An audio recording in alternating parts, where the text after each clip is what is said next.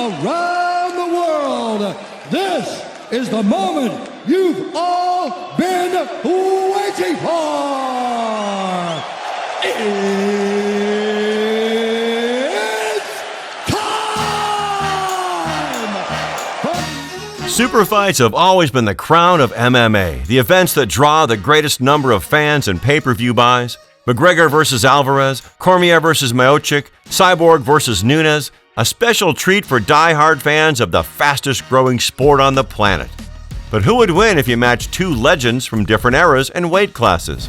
Khabib Nurmagomedov, arguably the most dominant wrestler in the history of UFC, versus Georges St-Pierre, the former 170 to 185-pound champ, the guy who out-wrestled the best wrestlers, outstruck the best strikers, and out-grappled the best grapplers.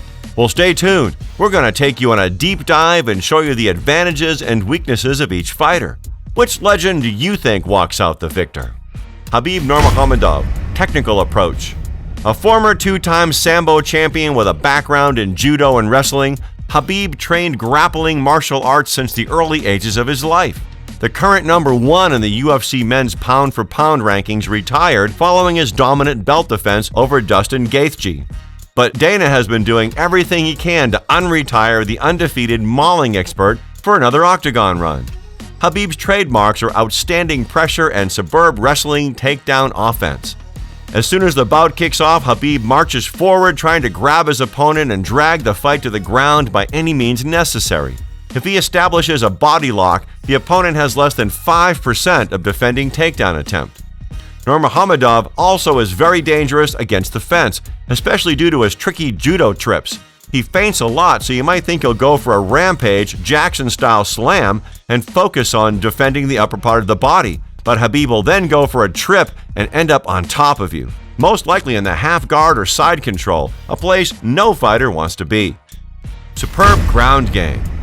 Khabib's ground game is one of the best in the UFC. The undefeated lightweight mauling machine is extremely dangerous off the top because he keeps his hips very low, which limits the opponent's transition attempts. As soon as his foe tries to scramble up, Nurmagomedov immediately adjusts and shifts the weight to block the hip from movement. If you watch Khabib's UFC 229 match with Conor McGregor, you could have seen his special move, trapping the opponent's leg from half guard. McGregor spent the majority of time on his back trying to set his left leg free, while Nurmagomedov was pounding him off the top. Conor was trying to improve the position from time to time, but switching from half guard to full guard was mission impossible against one of the most proficient MMA wrestlers on the planet.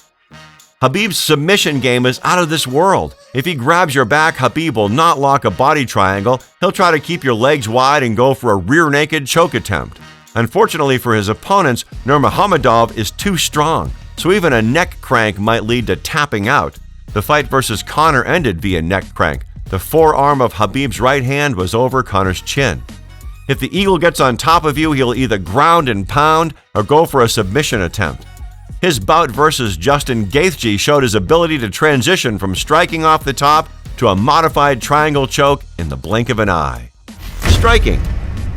When it comes to striking, there are a lot of holes in Khabib's game, from keeping his hands too low to telegraphing. Yet Khabib is super aggressive when the opponent is rocked, and he'll go for the finish as soon as he smells blood. His most powerful strike is weaving overhand right, the strike that rocked Conor McGregor in round 2. His jab is kinda different, which confuses the majority of the opponents. Other parameters. Nurmagomedov is also known for an excessive level of strength and cardio. He handled more than 10 of Gaethje's brutal leg kicks, cut the distance, and finished the bout via submission. In his match versus Edson Barbosa, a spinning heel kick rocked Khabib, but the Russian grappling expert took the Brazilian down despite being stunned. Dustin Poirier dazed Khabib in the second round of the match with a powerful punch, but Nurmagomedov survived and ended up on top. Khabib has taken part in 5-round wars on many occasions, outworking opponent after opponent.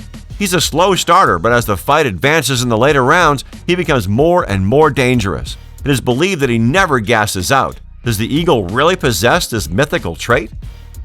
Georges St-Pierre, technical approach. Georges St-Pierre is one of the most disciplined fighters in the history of this sport. Even at the age of 39, GSP trains every day and keeps his ripped body in shape.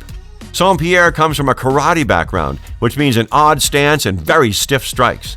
Yet St. Pierre has modified his fighting style a lot over the years.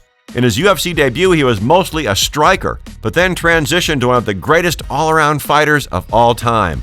His will for training knows no limits. The all-time greatest Canadian mixed martial artist lost only twice. First time was to Matt Hughes at UFC 50 via armbar, and later to Matt Serra in 2007, where he was grounded and pounded after a violent street brawl. Undefeated for 13 years, this former two-division champion is one of the most prolific fighters you'll ever see. Striking. Georges' striking is very unorthodox, and he's always trying to create a new attack or trick you with a feint. His trademark combo is his Superman punch to low kick, which means the French-Canadian superstar is a master of level change. Another point to note is St. Pierre's counter-strike ability. He's excellent in ducking shots and countering via kicks, punches, and elbows. You can call him a long-range striker, but during the last few outings, we've seen a major improvement in his clinch and close-range striking game. Wrestling and other aspects. GSP is also outstanding from the top position. When Nick Diaz slipped at a title bout against St. Pierre, the Canadian ended up in the dominant position and spent the whole round on top, stopping Nick from getting back to his feet. This is not an easy feat, as Diaz is no slouch. Despite his dominance in the ground, he has only scored 6 submission wins. He'll rarely go for a submission attempt unless the body triangle is locked in tight. This shows his poise and composure. Georges is a real cardio machine. We've seen many 5-round wars where he dominated for 25 minutes. John Fitch, Thiago Alves, Josh Koscheck, Jake Shields, Carlos Condit, the list goes on. Rush is a very tactical fighter and slow starter, especially dangerous in championship rounds with a good cage control game. Despite St. Pierre's claims that he feels comfortable everywhere, Georges has the advantage in the stand-up thanks to his anticipation skills. On the ground, he lands elbows and punches, and his transition game rocks. Comparison. There are 2 potential fantasy fights between these two stars, 155 and 170-pound war. Despite GSP has never cruised a lightweight, there were hints of his potential 155 move. But let's take a look at general aspects first. Cage control and wrestling definitely go in favor of Khabib. The Russian's takedown defense is so good that it'd lead to a massive headache even for a takedown defense expert like St. Pierre. Very few fighters have been able to reverse Khabib against the fence. Also, if the fight is taken to the ground, Georges' hips are not that low, which leaves a lot of open space for sweeps and transitions. Despite Khabib being better in wrestling off the top, St. Pierre is known for unorthodox sweeps and feinting, which leaves open space for potential reversals off the bottom. Khabib's ground and pound skills are better, but St. Pierre offers more creative striking. GSP prefers swarming his opponent with elbows from half guard and side control. Khabib rather chooses to rain straight punch after straight punch from the top. When it comes to striking, Khabib would have his hands full. He's slower than GSP, plus his special strike, weaving overhand right, is not going to work.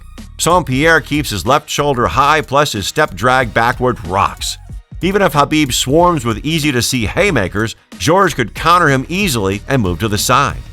Kick comparison is pointless. St. Pierre landed the majority of head kicks throughout his MMA career, while Khabib rarely kicks. You'll see a low kick or middle kick attempt once or twice per match, or will you? St. Pierre's long-range bombs, especially spinning kicks, can really do damage to his opponents. Clinch game is tricky to compare, as GSP worked a lot on his elbows upon his arrival to Jackson Wink, yet Khabib's clinch game is based on takedowns and dragging the fight to the ground. So one can say that Khabib's clinch takedown offense is better, while St. Pierre's striking off the clinch deserves a better grade. Many will say that the submission game 100% goes in favor of Khabib, but please, GSP has been submitted only once via an armbar. The French-Canadian's defensive submission game rocks, which means Khabib would have a hard time establishing a choke or an armbar because St. Pierre rolls out of it in the split of a second. This fight would hardly end via submission. Cardio is another difficult aspect of the game to compare, as both fighters are known as cardio machines, so it requires in-depth analysis. Khabib weighs around 200 and drops to 155. But his ability to recover in 24 hours is simply out of this world. While GSP's walking weight is around 185 to 190, and cut to 170 means a greater challenge. So if the bout takes place at 155, Khabib's cardio would be better. Yet at 170, both fighters could fight for 25 minutes easily. At 170, the cardio is a wash. Final thoughts. If the fight takes place at 155, it means an advantage for Khabib due to greater levels of strength and cardio. GSP would probably be drained from the weight cut, which means Khabib could defeat him in later rounds. So the advantage goes to Khabib. But if the battle takes place at 170, this leads to a clash of the titans.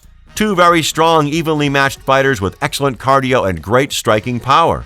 Khabib would have to drag the fight to the ground, but it'd be slower than normal, which leaves more options for better striker Georges St-Pierre.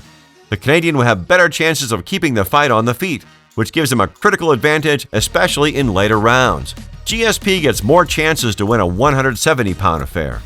This wraps up our breakdown of the super fight the MMA world wants to see.